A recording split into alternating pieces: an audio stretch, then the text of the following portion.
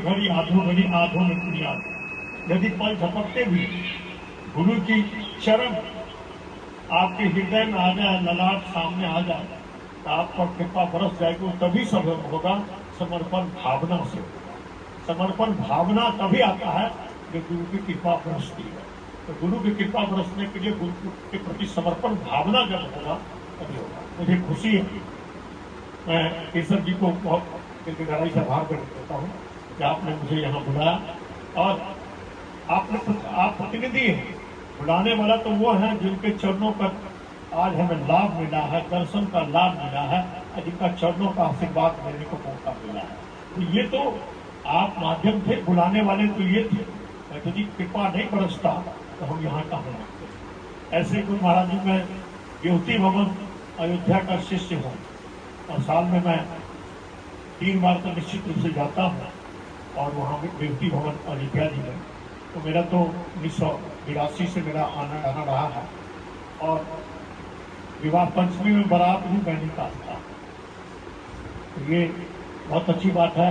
अहाँ सब मैथिली भाषी कहते छी, हाथ खड़ा करू तो सब मैथिली भाषी छी, तो हम तो सीता जी के जन्मभूमि के छी, ताहि दुआरे अहाँ सबके प्रणाम करै छी, क्योंकि मातृशक्ति से कोई बड़ा नहीं है। और मातृशक्ति, 1 मिनट के समय लेबे हम। मातृशक्ति कि पुरुष यहाँ रही जहाँ के आगा अपनी दीदी तो राम जी के कृपा भजन जहाँ के आगा हुई है। जब प्रभु राम लंका में बाण लेके 21 बाण लेके चले,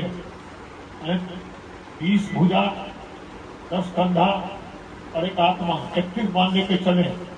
31 बाण चलाते रहे, लेकिन रावण का बने तो रावण को उसको वरदान था जो एक फटेगा और जमीन पर गिरेगा तो दूसरा लग जाएगा।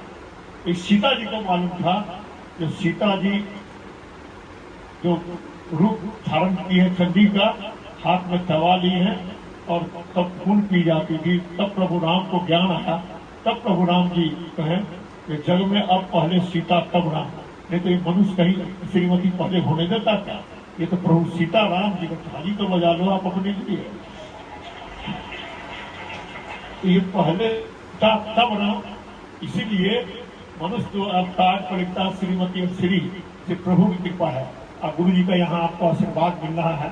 मुझे तो इनका दर्शन, मैं अपने आप को लाभान्वित समझता हूँ कि ऐसे गुरुओं का दर्शन करने का, चरण छूने का मुझे मौका मिला है।